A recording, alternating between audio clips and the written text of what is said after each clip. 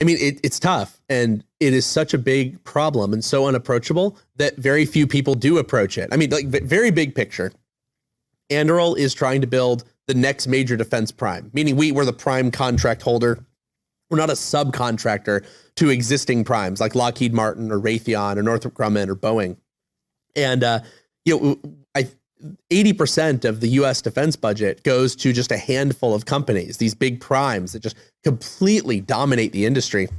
And they get paid on what's called a cost plus basis. They get paid for their time, materials, fixed percentage of profit on top, which means that they're incentivized to move slowly. They actually make more money when they come up with more expensive systems, more money when they sell more of something, more money when it even breaks more often because they get to sell more parts for it. I mean, it's a really bizarre contracting system that we created in World War II to basically take over the U.S. war machine, the U.S. industrial machine, turn it into a war machine, because companies like Ford were saying, hey, I can't even quote you what it's going to cost to make a tank because I've never really, this has never really been my business.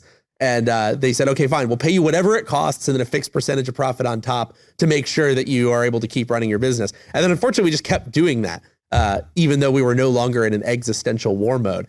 And so in the last 35 years, since the end of the Cold War, the government had completely lost its ability to grow small defense companies into large defense companies. I mean, Samuel Colt went from working in his tiny garage workshop to arming the entire Western world. That's what we used to be able to do. You could start small and get big if you had the best stuff.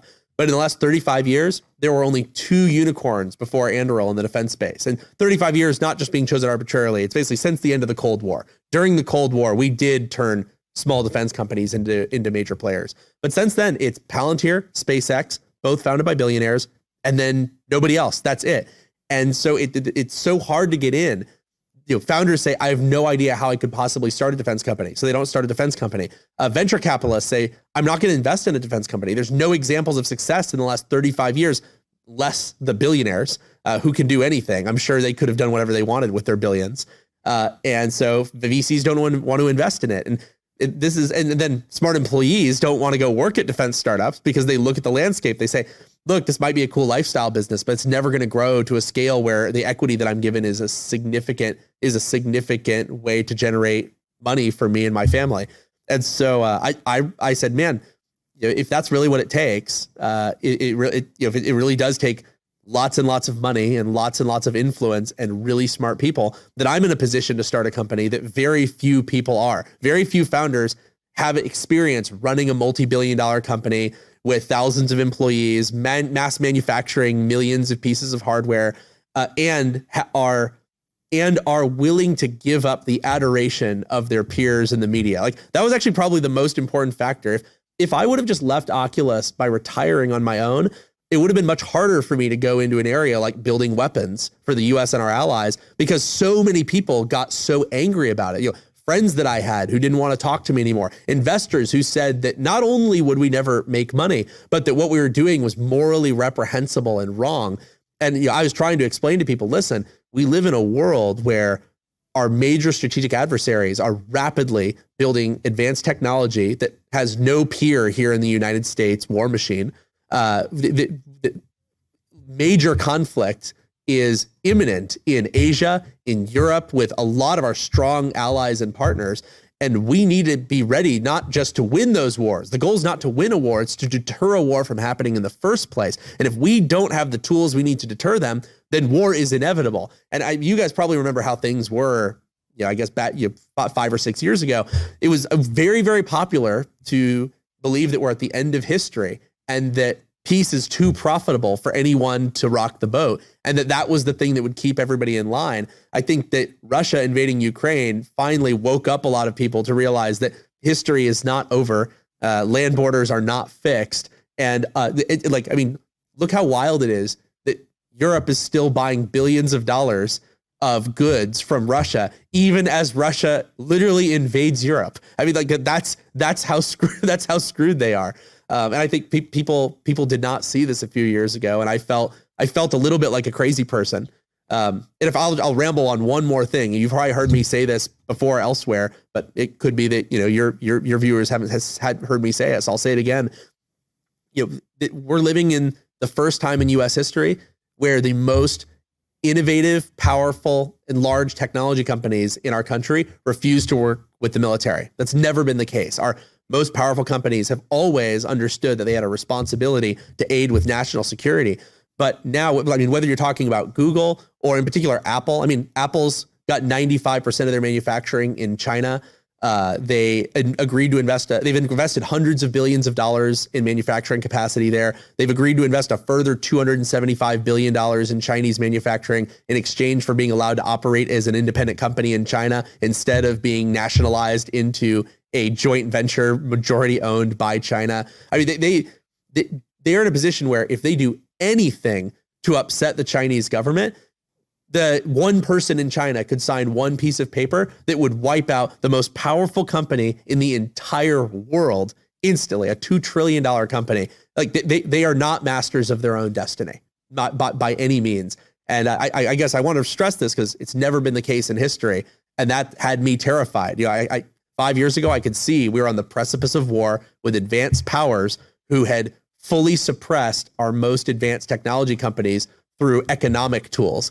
And you know, I don't understand why more people were not scared by that, but I felt like I couldn't do anything that was more important than starting Anduril to help solving that problem.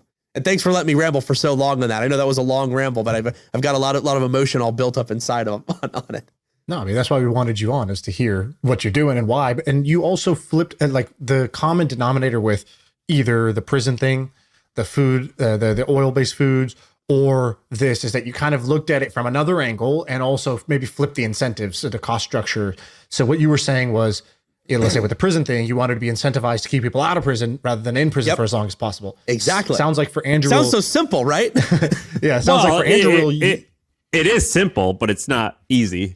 No. Yeah. And it sounds like what you ran into there was the incentive for the local official who, who decides on these things may have been to have a bigger budget and not a smaller budget. And so, your incentives were sort of clashing. Right. Whereas with, and he doesn't have to say, I'm not buying your thing because my incentives are wrong. He'd be like, oh, we've done an assessment of all the vendors and this one really has a lot more experience and we don't want to take a risk on a new vendor. It could literally be that simple. People are like, oh, but how would they justify the business model? It would be so much better. It's like, he doesn't have to. Like he could just be like, nope, I too much risk. And so what's the business model with Anduril? Because you're not doing cost plus, you're doing something else. And so that's the first question. We're a defense product company. I mean, we work the way, it's not even a revolutionary business model. It's the way every tech company works. You use your own money, you build a product, you make it work, and then you go to customers and you sell it to them. And that is a very hard thing to do in the defense space. But we've basically bet that we will be able to pick the right things to work on, that we'll be able to find the right partners in government to help tell us what we should be investing our own money in ahead of time. And that in the end, when it works, that we'll be able to sell most of the time to the government. Now, there will be times where we get screwed. There will be times where we don't build things that work. And, and it's our own money that we burned instead of taxpayers. But on the whole, we're very incentivized to be efficient. We don't want things to drag out. We don't want to drag it out to be a 10-year R&D program on a cost plus basis when we can get it done in 6 months with some really, really smart ideas. And so we've got the right incentives, and we're basically out there trying to convince the Department of Defense and politicians that this is the way that all defense companies should be working. Everyone should live in fear, looking over their own shoulder, knowing that if they fail, that they're the ones who are going to get screwed, not taxpayers. So when you get a contract that's like, we got a $900 million contract, that's after you've already produced the product and they're basically just agreeing to buy the goods at that point? Is that what that means in your case?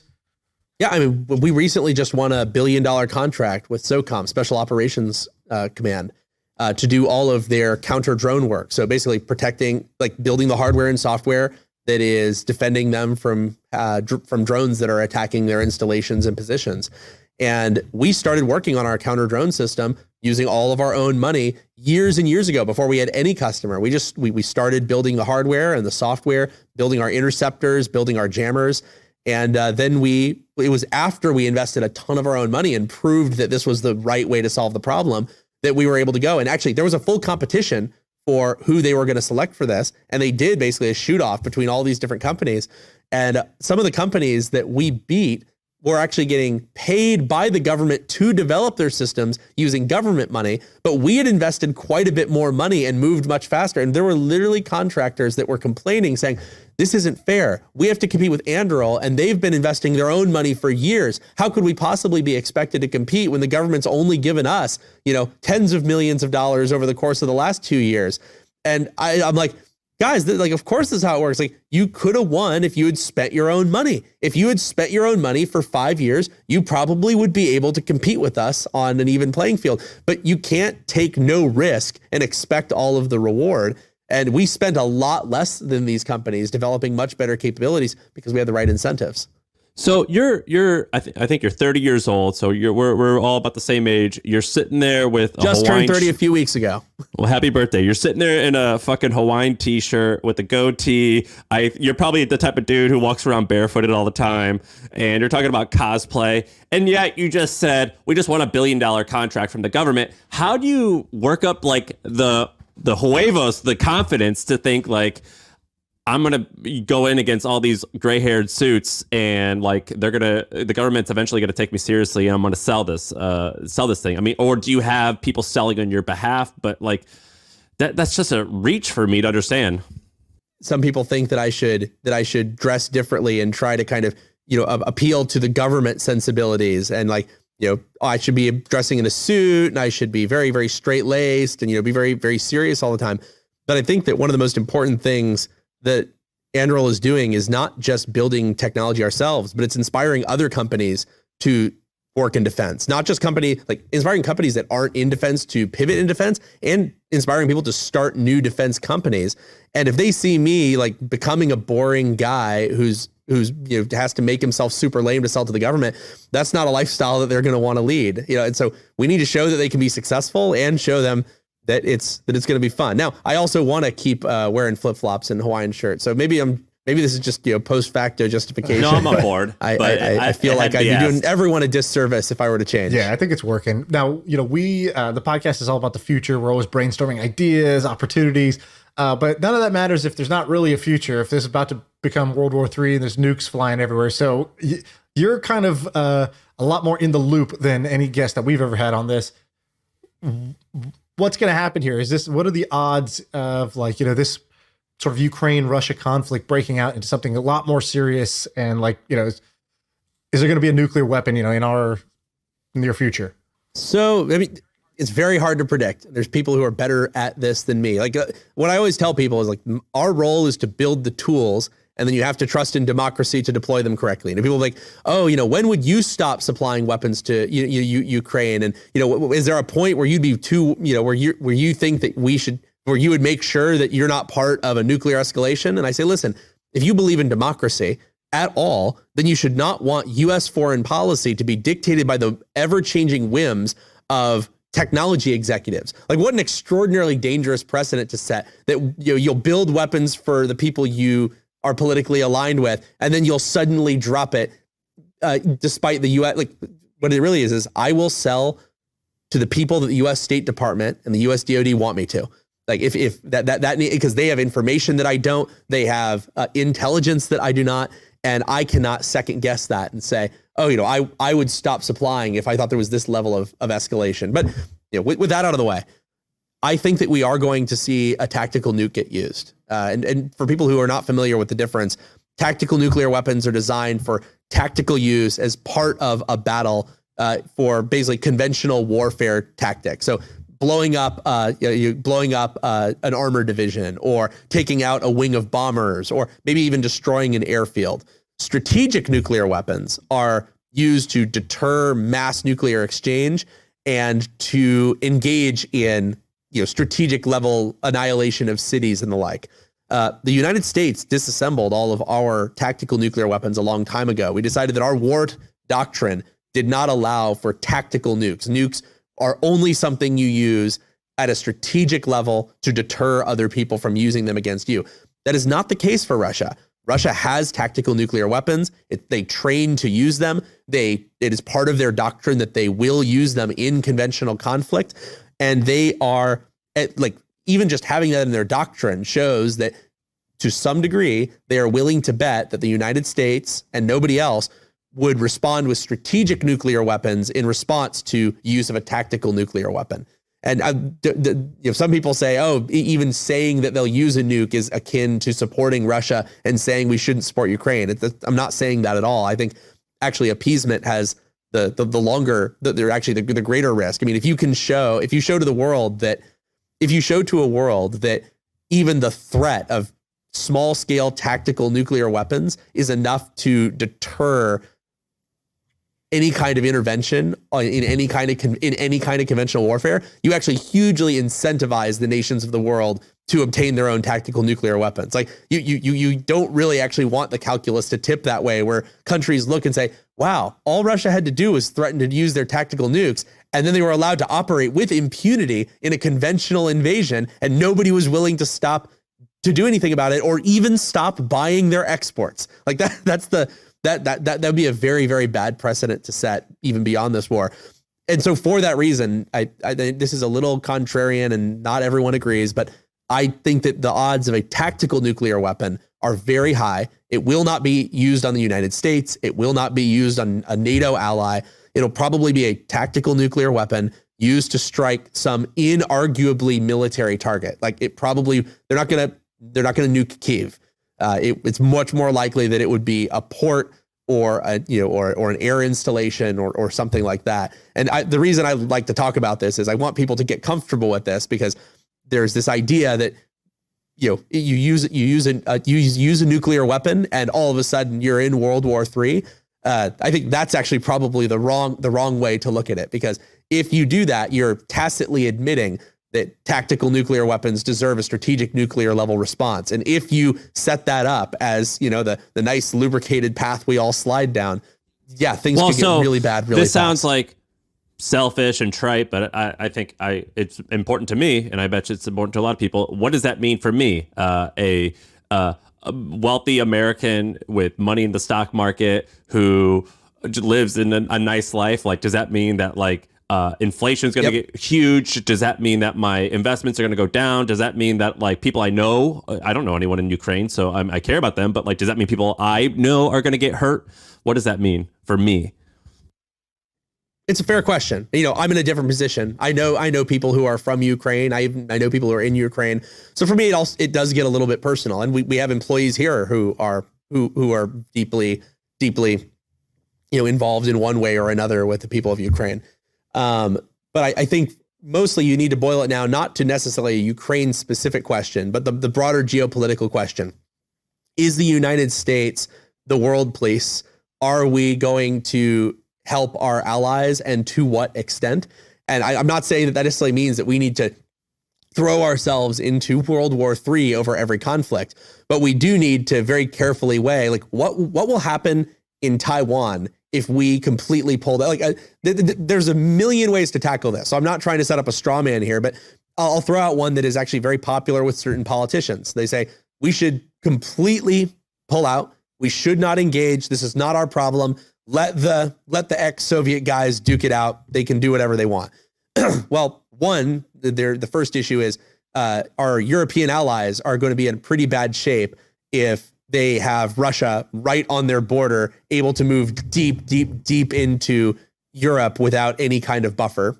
More importantly, what do you think China's going to do if they see that that's the United States attitude? They say, wow, there is a price they will not pay.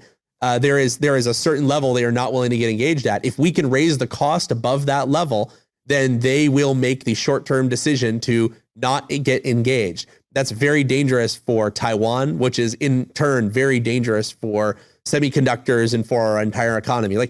If Taiwan actually gets invaded by China, you could see a 30 or 40% drop in the stock market beyond what we've already seen. That's not even a crazy assumption. That's a pretty well backed up by all of the boring establishment economics guys prediction.